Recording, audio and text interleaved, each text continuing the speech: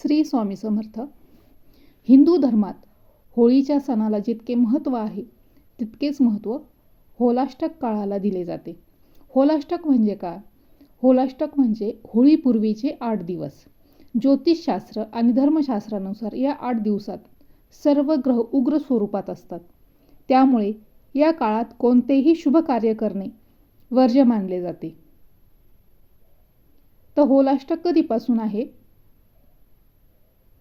तर ह्या वर्षी होलाष्टक फाल्गुन महिन्याच्या शुक्ल पक्षाच्या अष्टमी तिथीपासून सुरू होते आणि पौर्णिमेला संपते. या वर्षी होलाष्टकची सुरुवात 24 फेब्रुवारीपासून होत आहे, तर याची समाप्ती 3 मार्च 2026 मंगळवारी होत आहे.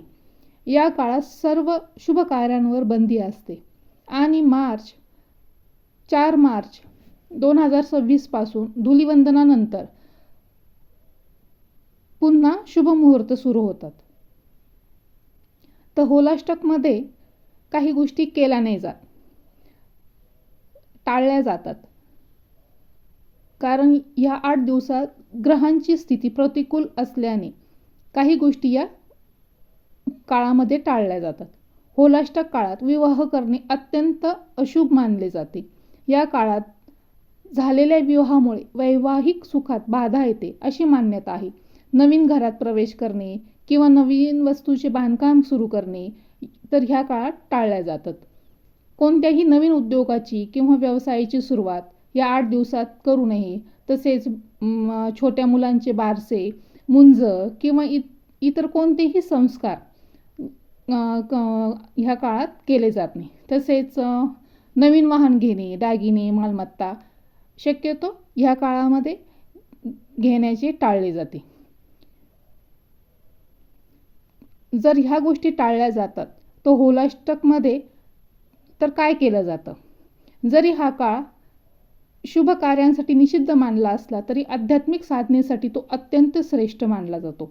होलाष्टक काळात गरिबांना अन्न, वस्त्र आणि धान्य केल्याने पुण्यप्राप्ती मिळते.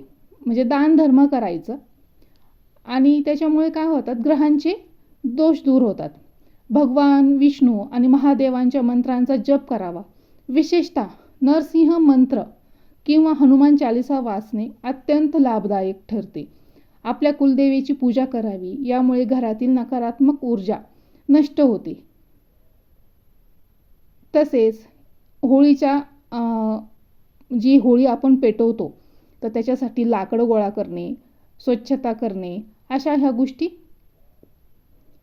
ह्या काळामध्ये केल्या जातात. तर आज होलाष्टकची जी माहिती दिली आहे ती जर तुम्हाला आवडली असेल तर व्हिडिओला लाईक करा, कमेंट करा आणि स्वामी कृपा या चॅनलला सबस्क्राईब नक्की करा.